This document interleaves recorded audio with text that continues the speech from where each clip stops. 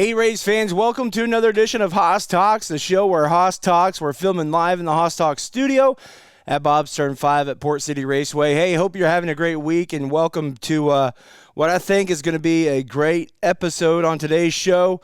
A guy that has a lot of wins, a lot of laps around Port City Raceway, and a guy that has most recently picked up a huge championship with the USAC Wingless Sprints of Oklahoma.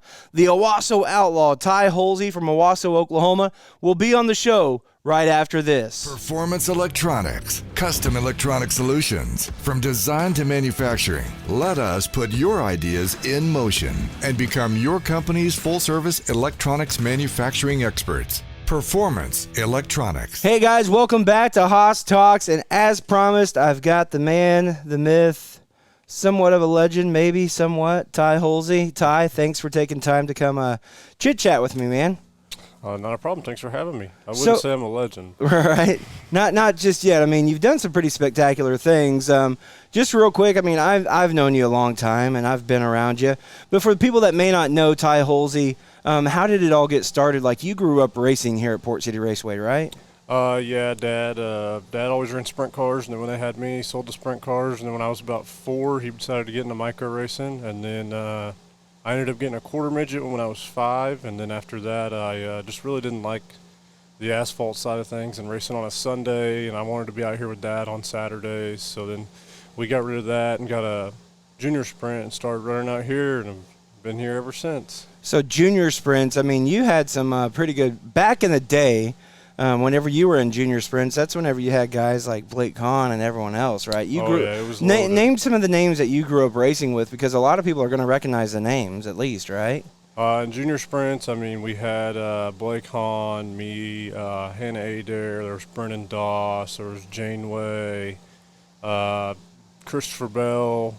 And then when I went to Restrictor was really loaded. If you go back and look at the guys now, there was like Alex Sewell, Tyler Thomas, Blake Hahn, myself, Bell, Rosario. I mean, it was just stacked. Stacked, on and on and on. Yeah. Through the years, you progressed through the classes, running non-wing. Non-wing's kind of been your thing, if I'm not mistaken, in the words of Hulsey. Non-wing has seemed to be kind of where you guys kind of dominate and where you capitalize on performance. Oh yeah, I like no wings better. Makes more of a driver out of you. Takes more setup and driver really, and it's less about motor and all that. Yeah, we moved to the non-wing division when I was 13, and we won back-to-back championships out here, so that was pretty cool. So you're what, 22, 23 now? 24. 20. Holy crap, I'm way off. So 24, you've been racing out here. 11 plus years. That's a long time to be racing at such a young age. Moving through the ranks of micros, you moved into midgets, dabbled in that for a little while. Kind of what was the transition from the micro stuff into the midgets? Like driving style wise? Yeah.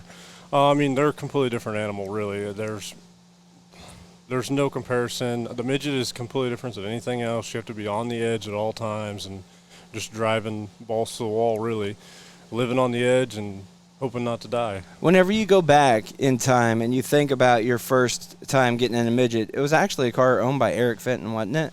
Yep. It was a yellow chassis, white body. Yeah, the banana car. Yeah, the banana car. Whenever you think back to that time, what was going through your mind as far as like you're this young kid moving from micros, going to be your first time in a midget, like walk us through that night. Were there nerves? Was it more of like anticipation? Was there any pressure on you? Oh, no, there was no pressure at all, really. It was just go out and do what you can. My mom and dad have always been the type where it's just go do the best you can and we'll be proud of you. So there was no pressure at all. But, I mean, I kind of have my own expectations. But on that night, we ran a 2-day show at I-44. I remember it. And the night 1, we had a pretty good run going. And then I just kind of fell out of the seat or whatever it was. And then night 2, we had a great run going. We're up to 3rd, and I got together with another car trying to get by him on the top, which is hard to believe. Right. But I ended up like 17th or something, and it just didn't show the results how good we really were for the weekend.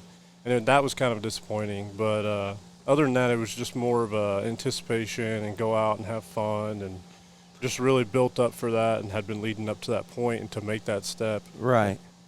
So whenever you do that, you run midgets for what, 2-3 seasons, 4? Yeah, maybe 4, 3 for sure. And we travel to a lot of different places and a lot of cool different racetracks. For me, probably the coolest one that we went on the road, the coolest road trip was to Peevely and I-55. Do you remember the first time? Do you remember going there, first of all, to race? And then do you remember that race at all? I mean, anything about it stick out in particular? About going to Peevely? Yeah. Yeah, if I remember correct, that was the night we ran Valley the night before, and we had our Gertie with us, and we blew the motor. So then we went to Peevely, and we had to switch to our Ecotech. Yep. And then in the heat race, it was heavy, wide open, so of course we ran crappy. And then in the B, I think I started like 20th in the B, and we won the B because it went slick, and I was just rolling the wall. Yeah. That was badass. That was a lot of fun. Peevely's one of those tracks that's like has like a lot of history behind it. It has a lot of wow factor whenever you pull up to it, and then it looks so huge from the infield. The banking and everything is it's just crazy. You think it's tiny, like a creek county. Yeah. But it races like you're carrying half-mile speed. Right. So then moving up through running the midget stuff, you kind of meet the Risleys, the folks that you drive for now out of Collinsville, and you get the opportunity to run a sprint car. Growing up, racing micros, what was the ultimate goal? I mean, was it to be, just a hobby racer? Do you want to race full time as a quote unquote career? Like, what was the goal, the end goal for Ty Hulsey? Well, the goal, and I mean, it's still a dream anyway, but it's far away. But is to be able to pay my bills racing whatever it is I can race. Right. Which is, I mean, that's the ultimate dream, but the reality of it is it's just there's very few and far between that can say they do that. And it's extremely tough, especially nowadays with so many young guys getting in it and everything. And right. It makes it tough, but that's the dream. But as of now, it's just whatever I can do in racing to continue to be in the sport is fine with me. Cool. So you race a lot, and like you said, right now in our day and age, where we're at now in racing, there's a lot more to it than being a driver. Yep. The main thing is money. You have to bring quite the pocketbook with you to be what we would consider a full-time racer. There's not very many of them doing it without the huge help of a sponsor or something like that. Do you feel like if you would have been maybe a little bit earlier to the game, as far as before this whole shift to financial racing came about, that you may would have had a shot, or do you think it was just timing and everything? Oh, I feel like I definitely had the talent, or have the talent to do it. It's just it's hard to say. I mean, it's all about opportunities, really. Even before it came to the financial side of things, it's all about being in the right place, the right time, doing the right thing in front of the right person. It's all about opportunities. That's all it is in racing. And really, if we really think about it, that's how you've gotten to where you're at. It's just been, the right time and the right place. The Risleys, the first time you get into the car, you guys have immediately kind of had some pretty good bonding. I mean, between all of you, you bring in your dad and your mom into the team, and it seems like everybody has their position and their place. Talk about racing with the Risleys and what that's been like, because that's kind of been like your first outside of the family core group of racing for you. What was that like? I mean, was it an adjustment for you saying, hey, I got to kind of let the Riz do his thing and, let Dina do her thing and not really rely on Dad and I's, communication, the lines of communication? It's got to be different. Oh, yeah, it's different. I think the biggest adjustment was for Dad, more or less me, because he, he's been the one that sets up my car every night for 20 years or whatever, and then it comes on to this deal, and they're like, calm down, this is our deal now. So that was a big adjustment for him, but in the end, it's been a great deal, and I'm so blessed and so thankful for it. And they are awesome people to be around, and love going to the racetrack with them, and they're just easygoing, relaxed, and they've helped me grow a lot, and I feel like I've helped them grow a lot also. Right. So it's been a great deal, and we've had tremendous success for the most part. And it seems like it's every road trip to a race with them is like a vacation. They Like make it that way. it's not just like, hey, we're going down to Texas and we're going to race. We're like, oh, we're going to go down to Texas, but we're going to stop at this one restaurant or this one place that we want to check out, and then make it. That seems to me that would make more memories for you as a driver, as a family, as a team, to get those those bonding moments in on the road. Yeah, we do. It's we usually load up day or so in advance, and then if we're racing Saturday and it's the middle of July and it's hot, Riz would rather drive at night, so we leave Friday night or whatever and take our time getting there, stop at a casino along the way and gamble, or a nice restaurant, and he takes care of us pretty well on the road. That's pretty cool. Last year, a big year for you. I mean, it was a kind of a crummy year as far as COVID goes and the whole, whatever you want to call it, pandemic. But 2020 was a pretty stout season for the Owasso Outlaw as far as championship status goes, because you picked up the USAC Wingless Sprints of Oklahoma Championship. Talk about that. And in the years prior, you were close. I mean, you guys were close to winning a championship between either you or your teammate Craig. But just kind of the tight battles between you guys and then Brett. I mean, it was pretty wild and intense. Yeah, last year was a lot of fun. It did suck because of COVID things. We only got to run 7 shows, which really, it's kind of a bummer. You don't ever want to only run 7 shows in a series, but it is what it is. At least we got to race, so I was thankful for that. But, Brett won 3 of the 7. I won 2 of the 7, and then it just kind of came down to where we finished in those other couple shows there, or where he finished when I won or where I finished when he won. There was a few nights that we really had some good battles, and it was a lot of fun. Meeker being one of them, the very last show of the year, where I think he ended up 3rd. I won. But we battled forever, and we started on the 4th row together of the A, so that was a lot of fun to move up through the field together and everything, and it was a really fun deal. Coming into the last race of the season last year, being so tight in points, rolling out for the A feature at Red Dirt Raceway, which is probably a pretty suitable track for you. I feel like it would fit your driving style pretty well.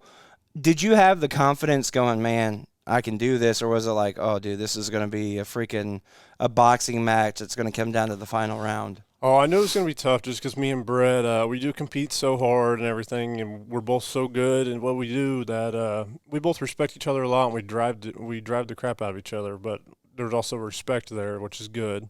But I knew it was going to be a lot of fun, and it was just going to come down to whoever was better that night, really, and thankfully we came out on top on that. But at first, when we rolled out for the A feature, Brett's more of a guy who likes to run the top, and I'm more of a slow roll bottom guy. And we rolled out for the feature, and the track was definitely on the top. And about 10 laps into it, I finally just said screw it, and started rolling the bottom, and got it rolling, and got by everybody, thankfully. So what's going through the driver's mind? Because I see it all the time. You have guys just ripping the fence, like about to knock the thing down. How do you keep your cool and just stay collectively committed to the bottom? I mean, is there times where you're like, bro, I don't know if this is gonna work. I need to go to the top. Oh, no, stay at the bottom. Oh, yeah, there's definitely times, like even in that race, actually, I kept telling myself as soon as I cleared Joe Wood, I was going to the top. And then I finally cleared him, and I thought, well, why would I go to the top when I just passed him down here? So, but no, it's definitely there's points and times where the track's better at one spot, and you're either trying to get there, or you want to get there, and then something happens and you're in the other lane, then that lane's good for you or whatever. Personally, I'm more comfortable on the bottom than I am the top. So anytime that they're all going to run the top and just give me the bottom, I'm going to do whatever I can to try and make it work. So whenever it comes to racing, I mean, that championship has got to be a pretty good memorable moment. Do you have any other moments in racing that, like, any races that you've won or just in general in racing that, like, really stick out as, like, man, this right here is, like, one of my most memorable moments? Oh, yeah, definitely winning the shootout. That's for one. Yeah. Winning the Ecotech Deal shootout in the same year. Also, we ran 3rd in the Outlaw, so that was a darn good year at the shootout. I mean, that's tough to do till you win one at all, but then to even say you ran 3rd in the Outlaw deal, that's crazy. That's pretty stout against that caliber of driver, and knowing you know, those guys and the work that everybody puts in just to make the show, then to go out and get a podium out of it after winning the Ecotech deal. Some of the highlights in your racing career that you would just, I mean, say, you know, hey, this race here is a pretty cool win. I mean, you've won some pretty special races, right? Yeah, we've won some big races, like I said, the shootout, and then I've only got one midget win, and it was here at Port City in the Ecotech on West Show. That was a pretty excellent night. Yeah, Steering wheel came out. Yeah, that was nice. The donuts. That's cool. Yeah, so that's one that sticks out, and then there's also the back-to-back championship deal was pretty cool, and then actually made it 3 in a row the next year, and there's also a lot of them that you were so close to winning that stick with you for a while, like the Ironman at Creek County. I've been so close 3 years in a row now, and we just haven't been able to get it done. Hopefully this year that'll change, though. So whenever you go out and you race for, 5-6 years outside of micro racing, you guys have kept micros in the family for quite a while. You've gotten the opportunity to drive for Kevin Reed with DragonFly Aviation. He's kind of giving you a car to run at the shootout and then here at Port. Whenever you come back home, as I like to call it, whenever you come home, do you feel like at ease racing, or is there like pressure that you have to prove yourself that, hey, there's a reason why I'm out here winning races with this traveling tour and everything else? Oh, no. When we come back home, it's mainly just everybody in the family gets to come out and have a good time and hang out, and my brother, sister, everybody come out and hang out, and friends and family, and just have a good time here back home, 10 minutes from the house. Right. And then go out, and we usually tend to run pretty well here still, and go out and it's a lot of fun to come back and run the micro stuff and have a good night out here. So you and your dad have kind of been driving that DragonFly car together. Yep. Yeah, you've been running it non-wing, and he's been running it in Sportsman. We run those classes back to back. What has that been like? I mean, there's been nights that like I get texts from you or from Tina, and it's like, hey, Hoss, remember we're running back to back. It's not too bad in the heat races because usually we have like one or two heat races right in between. But for the features, it's definitely tough. I'm standing over there with all my stuff on in the pit area. I'll stay up there and watch him till like 5 to go, and then I'll run back down to the trailer and put all my stuff on.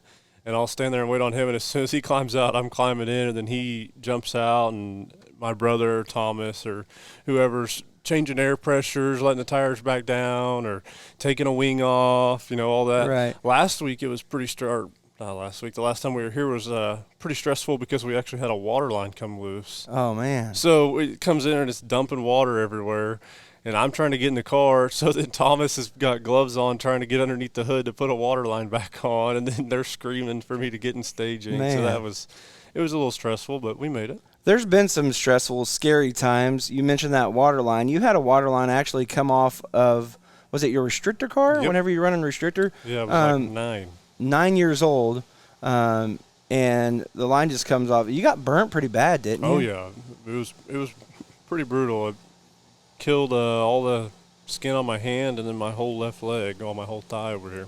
That's wild. Yeah, I was just sitting and staging, and all of a sudden the lock-on push clamp just let go, and it came in, and it blew the whole the firewall panel off the car, actually, because it had so much force on it, and it was shooting straight up on the wing and just raining on me.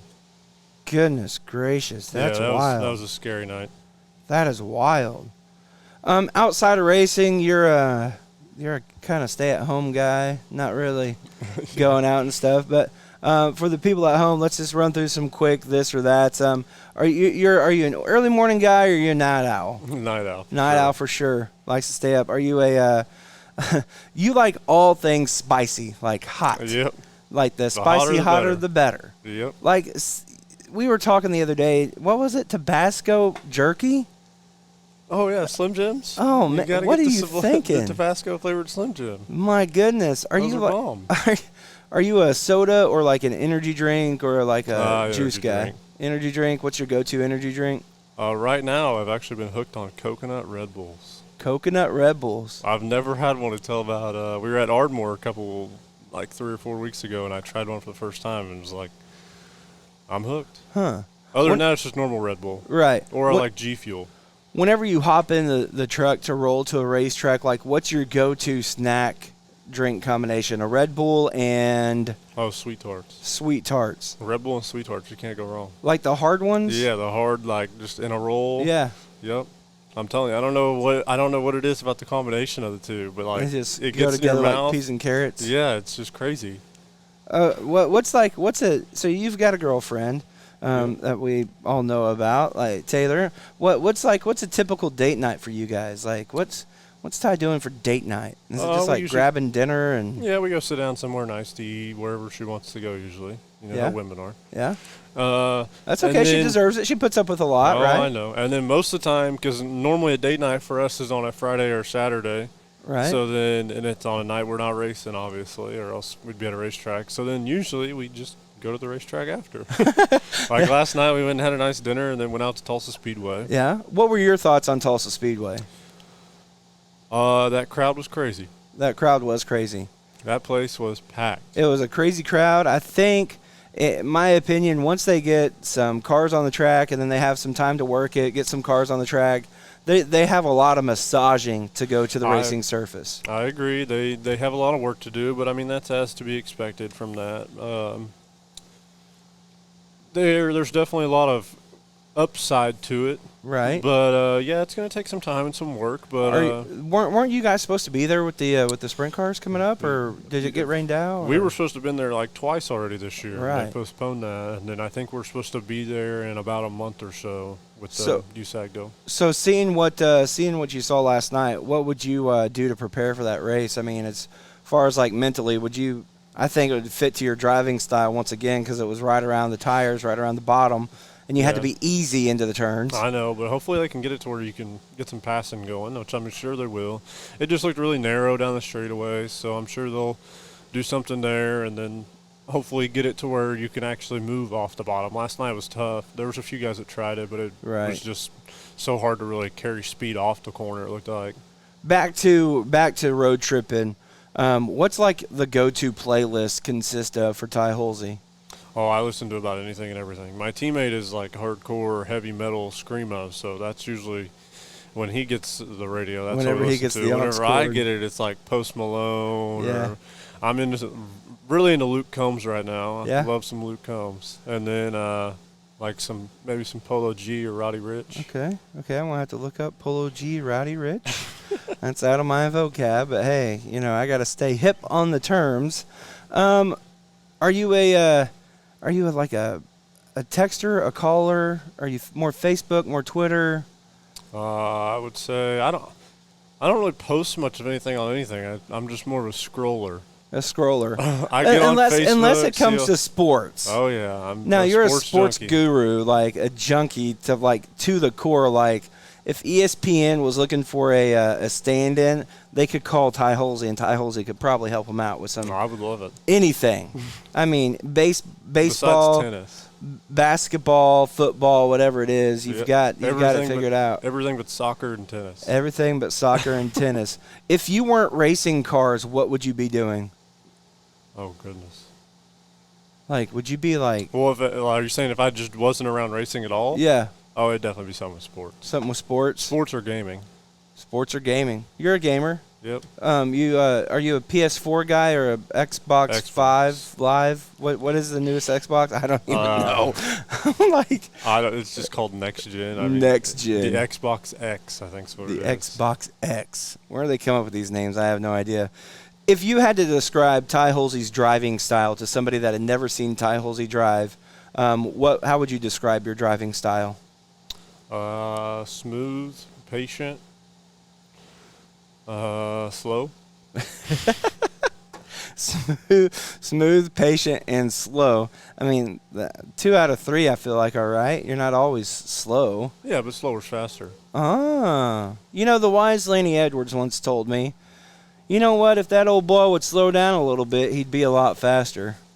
And I try to point that out to people sometimes. I'm like, hey. Yeah, trust me, there's guys that have been doing it for 15 years now and still ain't figured that out. If you would slow down, man, you'd be so fast.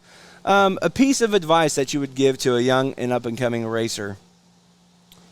a kid that just moved from quarter midgets. So we got quite a few of them here at Port City Raceway. It's crazy how many It's junior wild. sprints are here. It's very wild. There's like 30 a night here. Yeah, it's wild.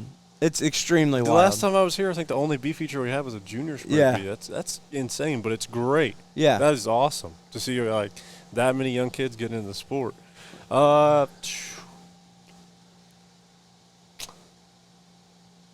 Soak it all in. Soak it all in. Just be patient. Let it come to you. Is there anything that we've missed that you want to talk about to get out there in the open, to kind of point out to the public eye that, hey, this or this? I see you're biting your lip. Like, No, I'm trying to think. I don't. The Owasso Outlaw, where'd that name come from? I don't even remember. Like, I honestly don't. I don't remember either. I remember the font that we used on the Owasso Outlaw was Yeah. LHF Boston truck style. I Still remember that.